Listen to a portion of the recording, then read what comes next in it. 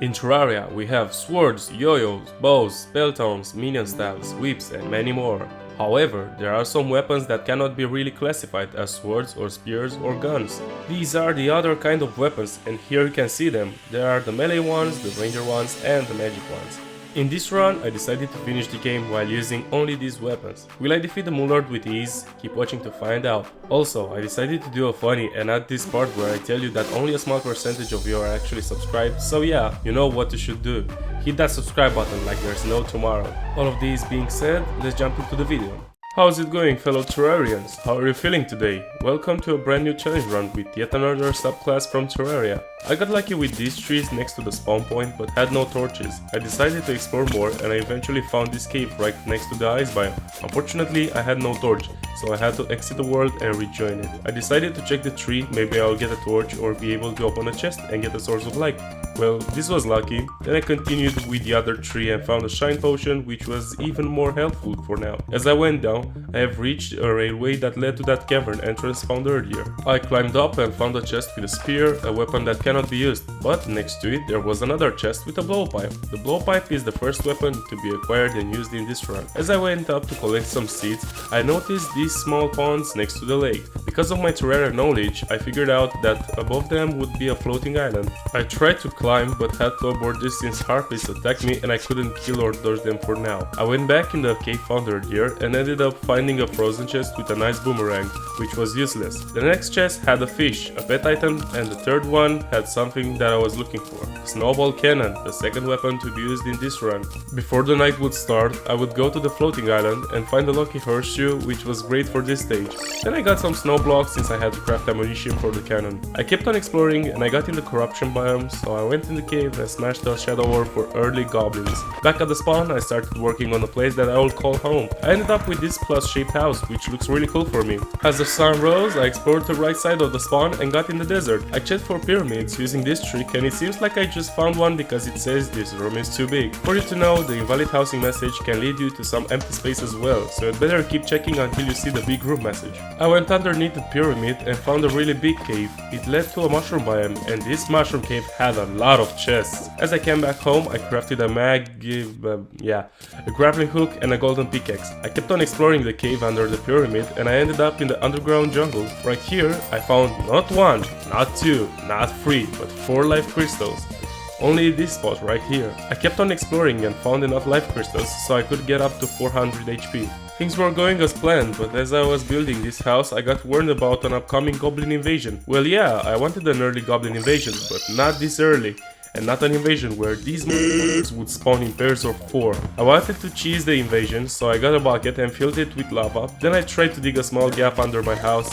In the end, I managed to fill it with lava, but there were a few surprises left. How about another pair of these stupid sorcerers? Well, that one was defeated with ease, but how about this one? It's just me getting crushed to death by life itself at this point. At least the invasion ended at some point, so I went into the cave to look for the stinky goblin tinkerer to save him and also build him a house right here. Am I a good citizen? Absolutely. Speaking of building, I also placed some platforms here. The first fight will be against the queen bee, but firstly, let me survive against these bees. Well, here it goes, I said. The problem was that I've spent minutes fighting it and in the end I was the one to die, not the queen bee. How unfortunate. Well, I crafted a summon item and spawned it again, hoping for the best. This fight took way too long, so I will split up and cut a few sections.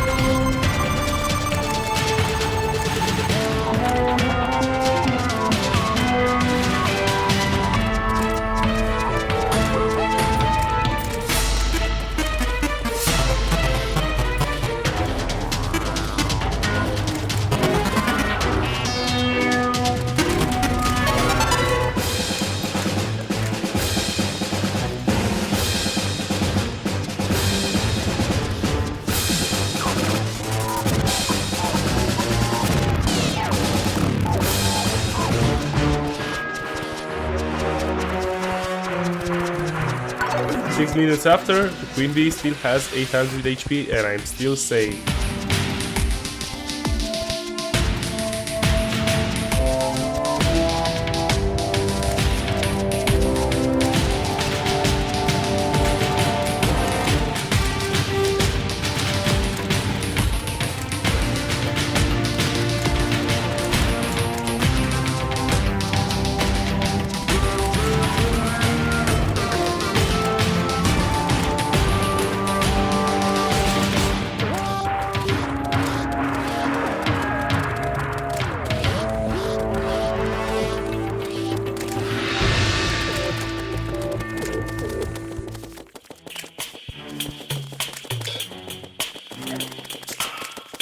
What I really hate about the queen bee is how spammy it gets near the end of the fight.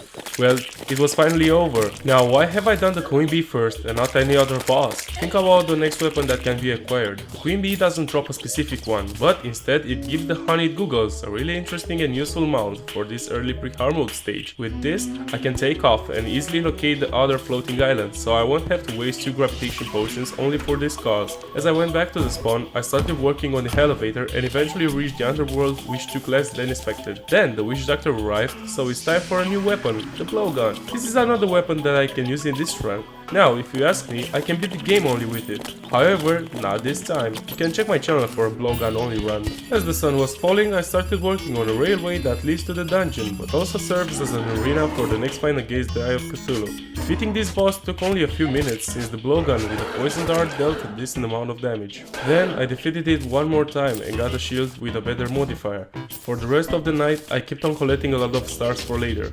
Early in the morning, I started the preparations for the upcoming fight. Since I was at the ocean biome, I also built some houses for NPCs and then started working on a shimmer vator. I have been going down for a while and there was no trace of stone or shimmer. I digged a little and finally found it.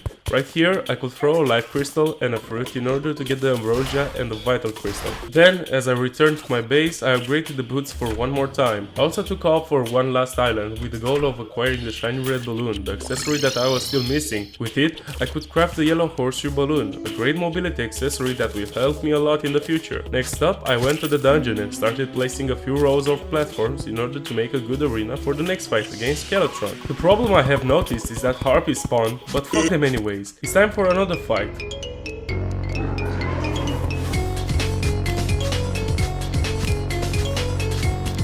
Well, this seems like a joke compared to how it was in my Infernum run. Taking out the hands only took a few minutes and then the head as well. Skeletron has been defeated, meaning that I will get the Bone Glove and infinite access in the dungeon. From here, I wanted a lot of extra loot in order to sell it and also a lot of bones for the Necro set. After a while, I finally got the Shadow Key and went back to the spawn. This time, I didn't forget to craft the Necro set. As I went to the underworld, I made some houses here and then started looking for chests. What I wanted was the extra loot for money again, but I was looking specifically for potions of return and meteorite bars. I also killed the voodoo demon in order to acquire the summoning item for the wall of flesh, the next boss to be defeated. It was nighttime, so I could buy the illegal gun parts, which were needed in order to craft the star cannon, another weapon that can be used in this run. I kept on looking for more stars for the rest of the night. Then I did some fishing for the ammo reservation potion, since I didn't want to consume all my stars in one go. Finally, I went to the underworld and summoned the wall of flesh.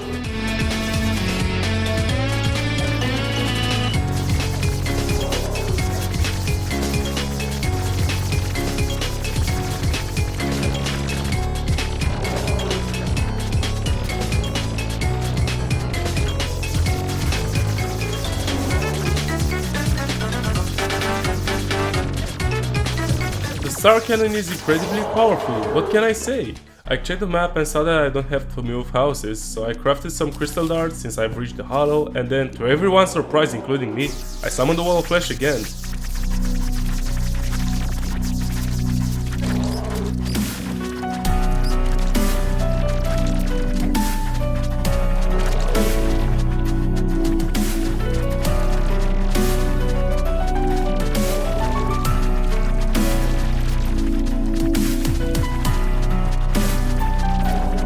The reason for this was the same as every time. I need emblems.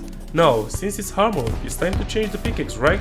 Luckily, I can do this speedrunning trick and get the molten pickaxe with ease. I eventually reached the underworld corruption and started farming for souls of night, but the Medusa decided to do the funny and destroy me. Then, I went to the shimmer and changed the class of the emblems. For now, I needed the ranger one and warrior one for a bit later. After that, I went to the corruption chasms and started breaking some demon altars in order to get the new ores, palladium, orichalcum and adamantite. I was recording this for 4 or 5 hours straight and the laptop decided to be funny here, hence there's this laggy part of the recording. Then the game froze for a bit. Don't worry, it was fine after a few seconds, so I could continue with smashing these altars like there's no tomorrow. Then I'll mine some orichalcum, a lot of it actually, since I wanted to craft the orichalcum set. I also mined a lot of adamantite since I wanted another set as well. While I was waiting for the rain to start, I finished my railway and then went to the hollow cave to look for gelatin crystals. In this spare time, I wanted to defeat the queen slime so I could get the gelatinous pillion, a great mount for this stage of the game.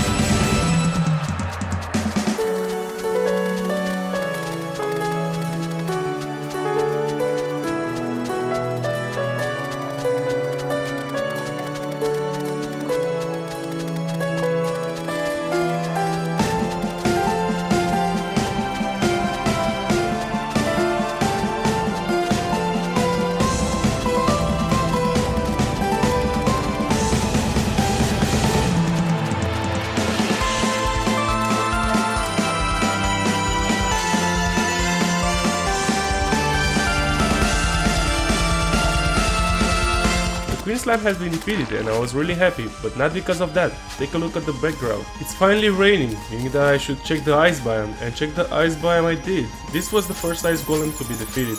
However, most of the time was wasted while I was fighting the Queen Slime and the Ice Golem, so the rain eventually ended. So yeah, I had to wait for another rain to start. It started after a few minutes, so we're here again, fighting Ice Golems for 2 more Frost cores, and why not the Frost Feather? Love it when I get the Frost Feather as well. Like the old times, lads, crafting the Frozen Wings along with the Frost Armor set. After all of this, I summoned Skeletron Prime and fought it with the Blowgun.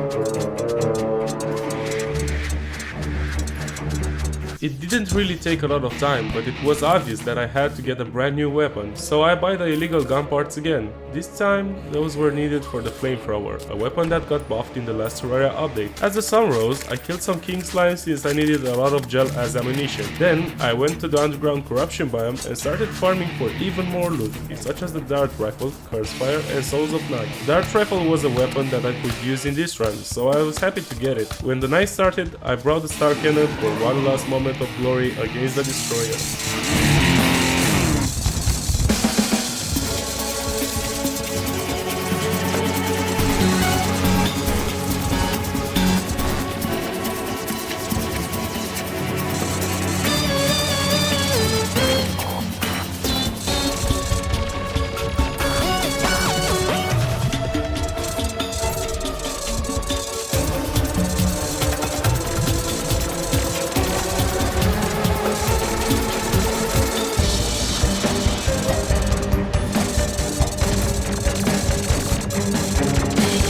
After the fight ended, I returned to this place that seems so important to me in this run. I even built a room in here in case I die. This place here was the perfect farm for the corruption key, since it was needed in order to progress further into the game. It's nighttime again, so it's time for one last fight against the mechs. This time, the twins, and they will be defeated with ease.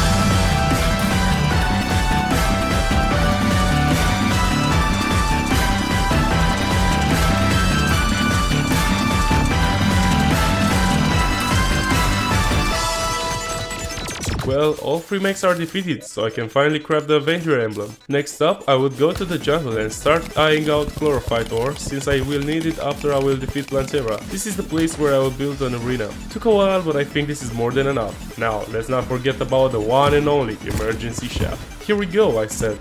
Nothing would go wrong, right? Well, 1 second where I didn't pay attention costed me this. At least I got a blue chicken from Stardew Valley. Luckily, I found another bulb near the arena, so here goes another try.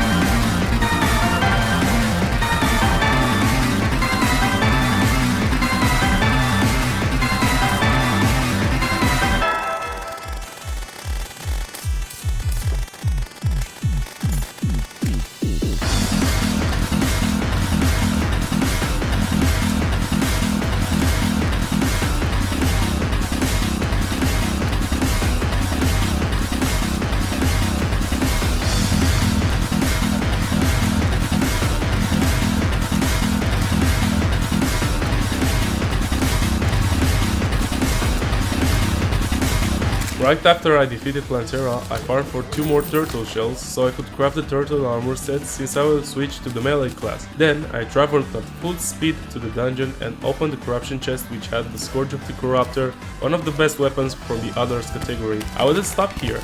I kept on farming in the dungeon since I needed the 2 items I always look for at this point of the game, the black belt and the tabi, dropped by the bowling. Those were needed for the master ninja gear, an amazing accessory. I went to the jungle temple and summoned golem as I reached the room. This was kind of a boss rush because the Scourge of the Corruptor was really powerful.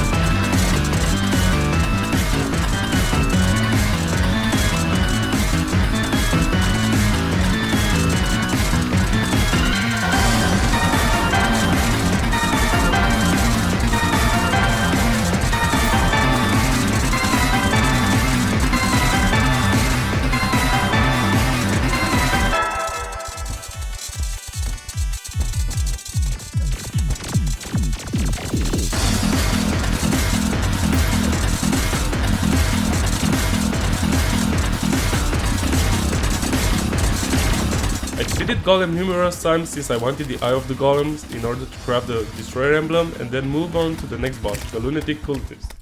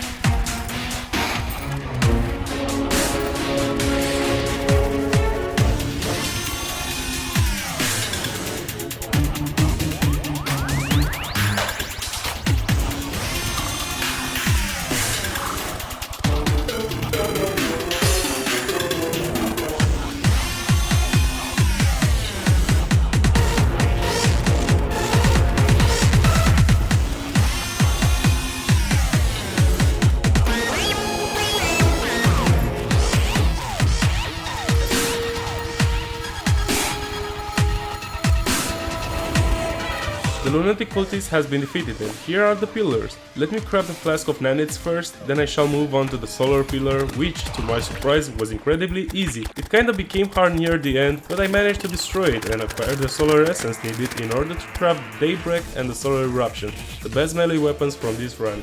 Is there something that still has to be done? Well, I still needed better mobility, so Duke Fish Run, here I come.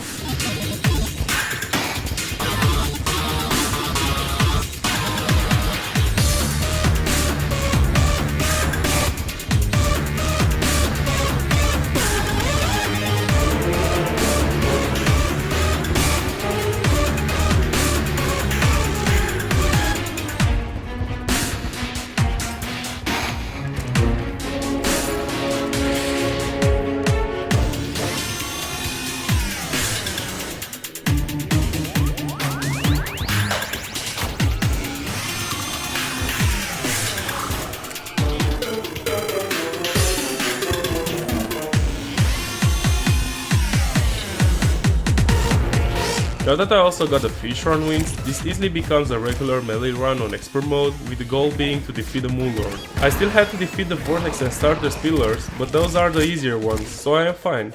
After that, I was ready for the finale, the fight against the last boss from Terraria.